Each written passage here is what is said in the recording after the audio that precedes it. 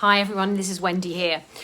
This afternoon I've been watching the debate in the House of Commons for the final reading of the Renters' Rights Bill, and I've been making some notes because I wanted to feed back to you how I feel about this situation, about this bill now being passed into the Commons, and the effect this is going to have on landlords, tenants, and possibly you. It's a very serious piece of legislation from a number of different points of view, and I think it's really important that we within the private rental sector understand the impacts this is going to have. I'm not of the mind where I want to compromise on this, and as chair of the HMO Action Group, we're particularly concerned about three aspects of the Renters' Rights Bill which I still don't feel have been addressed, even with some of the changes introduced today. So I made some notes, and I'd like to talk a little bit about those three areas. Now, three of our big concerns that we originally voiced to MPs, to those in government, to you as our community, were about student HMOs, the changes to student HMOs, and the fact that now you can't have a joint and several liability that is agreed upon by a group of students and the landlord. This is now going to be effectively thrown around. The government today have introduced a different clause by which if your student has moved in within the last 6 months, clause 4A does apply and you can serve them notice to leave. But it doesn't give equality, because the student could still give notice to quit to the landlord. So whereas in the past, the landlord who ran their student HMO would know that they had their tenants there for 9 or 10 months, it's possible now that those tenants could give notice, or one tenant could give notice. The tenancy now becomes null and void, the joint and several nature is disbanded, and now all the tenants potentially will have to look for a new home. So there's huge implications in the student market, which I just don't think have been fully understood. The second one is the second area that we fought against and we were writing about and proposing was the antisocial behaviour element. Now, we've been reassured that courts are going to take this much more seriously and that there's going to be a much faster eviction process for antisocial behaviour. But even now, under the antisocial behaviour grounds under Section 8, unless you've got solid, viable proof, it's quite possible that a judge will rule against you and you won't be able to regain possession of your property. They'll want further evidence. And given that we know antisocial behaviour is very often one person's word against another, who's to say that courts will start to take those voices seriously when antisocial behaviour is deemed to be a reason? And it's quite possible that a landlord might say, oh, that person's being antisocial because they want to get rid of them, now that there's no longer going to be a possibility under Section 21. So it's going to be a much more combative environment, which again, it doesn't lead to a good, well-run private rental sector. And then the third really big concern that nobody has addressed today, and we haven't had any answers about this, is the implementation of this particular bill. And this is the idea, this is the possibility that on day one, when the bill is announced to be live, and when the date is forthcoming that this bill will now become live, all tenancies will change. They will no longer be assured short-hold tenancies, even if they were entered into a day prior to when the bill is enacted. All tenancies will be periodic from that date onwards. Now, this is going to have massive ramifications. Yes, of course, there's the whole admin side, that suddenly you're going to have to issue new periodic tenancies to your tenants. But there's also, might be students included in that, but there's also all the implications on how you are going to assess whether you want to keep that tenant. What if you decide that once that AST expires, you no longer want to keep that tenant on? You don't want to give them a new tenancy. There's going to be huge rumblings, I believe, in the market because of this immediate implementation date. And I just don't think that the government have thought about it.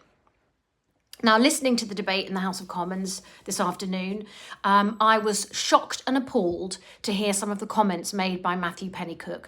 If there is one person who is stirring up this whole combative and anti-landlord rhetoric, it is Matthew Pennycook. He does it far better than Angela Rayner, although she's bad enough. But what has Matthew Pennycook said? He says he wants to modernise the unjust private rental sector. Well, I would like to ask you, why is it unjust? Why does it need modernisation?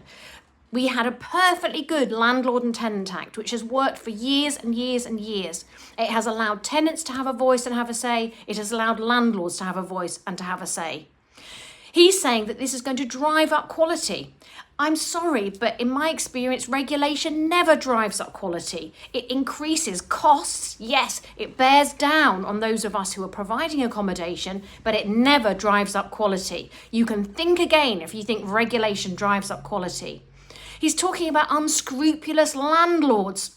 Well, they're already covered by enforcement regulation. If local authorities are not using the enforcement regulation they already have, then woe betide them. That's what they should be doing. We don't need further regulation to deal with unscrupulous landlords. All that the housing team are doing is demonising landlords. And if you want to increase supply in the market, you are going about it completely the wrong way. Another point that was made was that rents rose last year by 9%. Now that's a fairly significant rise against a backdrop of 4% of inflation.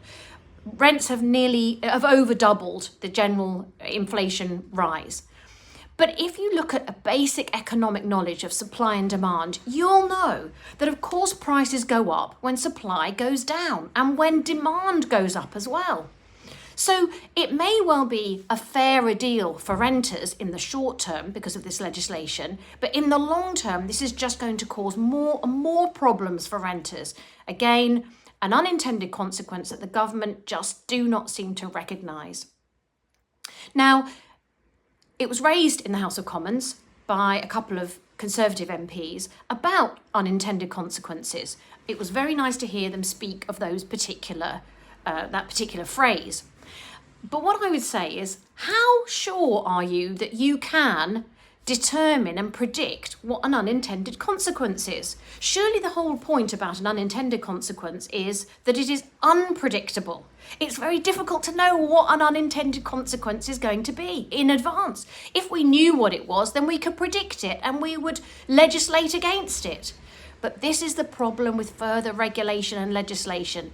The consequences are not able to be predicted, which is why you have to be very, very careful about introducing new rules and regulations when the ones you've got already, you're not using wisely, you're not using properly. And in fact, what you're doing is restricting the market. As if you, in the House of Commons, have got universal knowledge and can predict what's going to be happening in the private rental sector in another year's time. Now, it's been suggested that there is a review that happens of the Act after 1 year. Well, that sounds to me like a very good idea.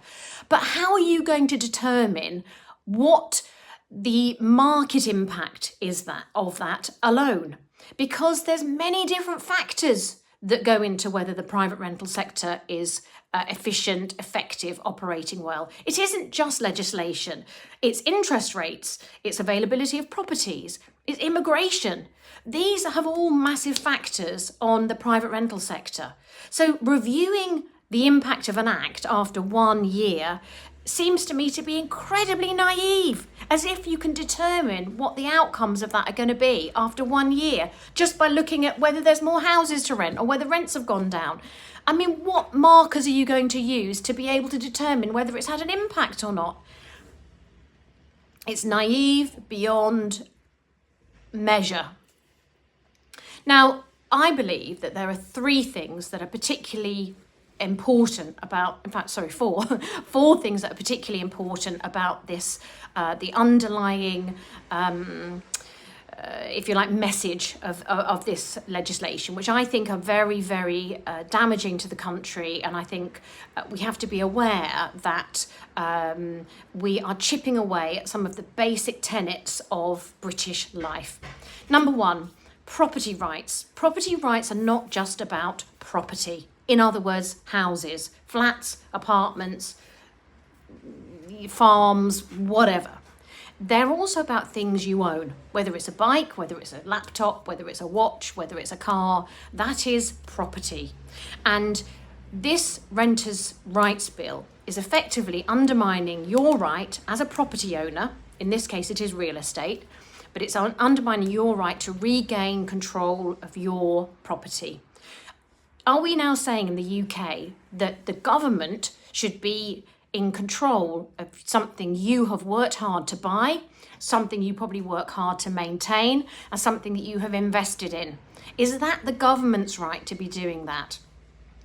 The second thing is a complete lack of understanding by the government of the factors involved in supply and demand. And the fact that in the housing market, we know supply and demand is a massive, has a massive implication in terms of prices, in terms of quality, in terms of competition. There's many, many factors that go into making the private rental sector work well, but supply and demand is absolutely key. They seem to be completely ignoring this. Why? Because in my estimation, Labour do not have a good grip of economics. The third thing, immigration. We know that immigration has become huge over the last few years. It has been uncontrolled. And this isn't just illegal immigration that I'm talking about here, legal immigration as well.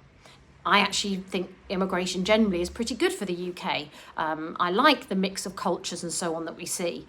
And I like the fact that we can learn from people of different backgrounds, different languages, different cultures. I think it makes the UK a very interesting and vibrant place to live.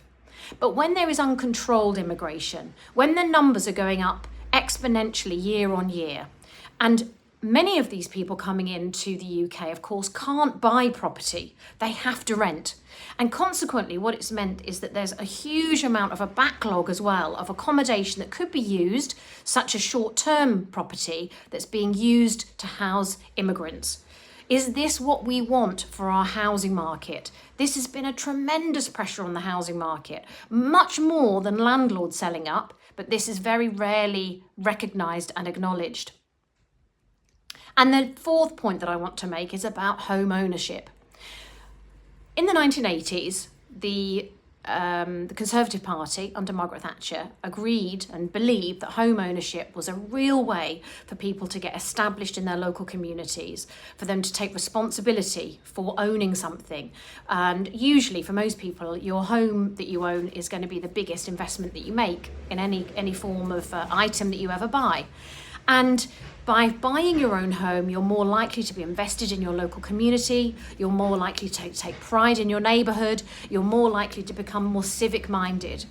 Home ownership is a great thing for people to achieve. And, you know, in the UK, we've always had that phrase, haven't we, that an Englishman's home is his castle. We want people to own their own homes. I want people to own their own homes. But does the government? Is the government making it easier or harder for people to own their own homes? Well, I think they're making it harder. And therefore, we have much bigger reliance on the rental sector. And this, of course, is channeling people into having to become tenants and renters rather than probably what they would rather do is to buy their own home. So in my view, the Renters' Rights Bill, I'm sad about it. I think it is going to diminish the quality of accommodation that's available. I think we're going to have lower stock. I think we're going to have lower competition. And ultimately, there's going to be a need, as local councils see it, for further enforcement. However, with all the problems in the national economy at the moment, the massive expenditure that Labour are proposing and the failure to really get a grip of the public finances, we're going to see jobs cut in the public sector. That's very likely to happen, which is going to lead to lower numbers working in local housing teams, and therefore enforcement will also get less. So my word out there to you today is to say this does not look good For those who are renting, if you are a tenant, you're going to have to make sure you've got a very, very good record, that you've probably got a guarantor behind you as well, and that you have got the ability to prove to a potential landlord that you are a safe and steady bet. Because without that, you might find yourself homeless in a few months' time with nowhere else to go.